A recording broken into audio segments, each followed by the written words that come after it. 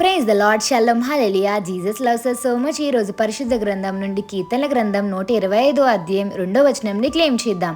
యెరూషలేము చుట్టూ పర్వతములున్నట్లు యెహోవా ఇది మొదలుకొని నిత్యము తన ప్రజల చుట్టూ ఉండును. హల్లెలూయా. ఇజ్రాయెల్లో జెరూషలేంని అబ్జర్వ్ చేస్తే చుట్టూ పర్వతాలు కనిపిస్తాయి కదండి.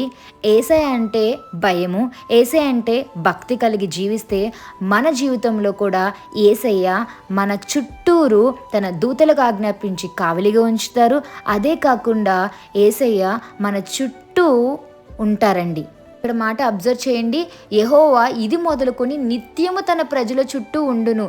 ఇది మొదలుకొని తన ప్రజల చుట్టూ ఉంటారంట. ఎప్పుడంటే మనం ప్రేయర్లో ఎదగాలి, యేసయ్యతో కనెక్షన్ పెంచుకోవాలి. యోబు గారిని చూడండి, ఏదేమైనా సరే ప్రార్థన విడిచిపెట్టారా? లేదు కదండి.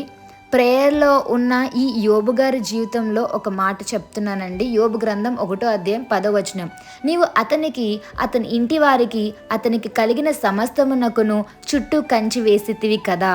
చూసారా, యేసయ్యని విడిచిపెట్టలేదండి యోబు గారు. ఎన్ని శ్రమలు రానివ్వండి, ప్రేయర్లో ఉన్నారు and at the same time యేసయ్యతో కనెక్షన్ ఉంది కదా. సో యేసయ్యని అవిశ్వాసంతో మాట్లాడలేదు. సో ఇక్కడ యేసయ్య కంచె వేశారు. ఎందుకు? తనకి ప్రొటెక్షన్గా. అలాగే ఈరోజు యేసయ్య మీకు ప్రొటెక్షన్గా ఉంటారండి.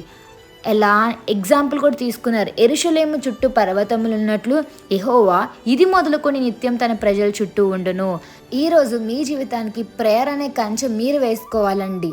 అప్పుడే యేసయ్య మీతో ఇంకా ఎక్కువ ఉంటారు. ఎట్ ద సేమ్ టైం యేసయ్య ఏంజల్స్కి గైడ్ చేయమని చెప్తారు. అండ్ ఇంకొకటి ఏంటంటే యేసయ్యే మీ చుట్టూరు ఉండడం జరుగుతుందండి. ఇంకా అంతకన్నా భాగ్యం ఏం కావాలండి? నీలో ఉన్నవారు ఈ లోకంలో ఉన్నవారి కంటే గొప్పవారు, యుగ సమాప్తి వరకు యేసయ్య నీకు తోడుగా ఉంటానన్నారు. సో ఏ విషయం కోసం భయపడకుండా గుర్తుపెట్టుకోండి, యేసయ్య నిత్యము ఎల్లప్పుడూ కూడా తన ప్రజల చుట్టూ ఉంటారు. యేసయ్య మీ చుట్టూ, మీ ఫ్యామిలీ చుట్టూ ఉంటారు. మీకు క్షేమం కూడా కలుగుతుందండి. Have a blessed day in Christ Jesus. Jesus loves you so much. Amen.